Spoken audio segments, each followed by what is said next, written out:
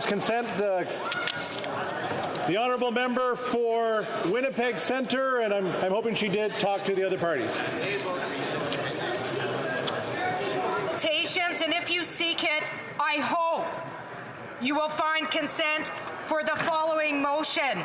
That given that, 1, grassroots actions are taking place today at local, regional, national, and international levels in recognition of the National Day of Awareness for Missing and Murdered Indigenous Women and Girls.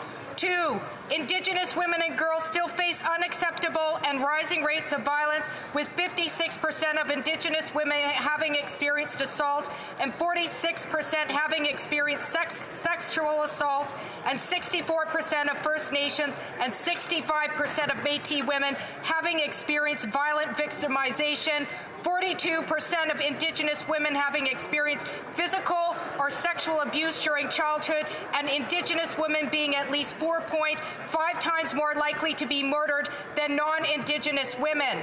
And 3, we have witnessed decades of insufficient action from all levels of government to address this crisis with the urgency it deserves. The House call on the government to A, immediately implement Call to Justice 3.2 of the National Inquiry into Missing and Murdered Indigenous Women and Girls.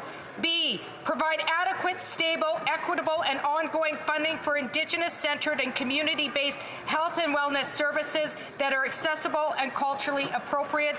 And C, meet the health and wellness needs of Indigenous women, girls, and 2S LGBTQIA+ people. Thank you, Mr. Speaker. All those opposed to the honourable member moving the motion will please say nay. Agreed. The House has heard the terms of the motion. All those opposed to the motion will please say nay. Motion is carried.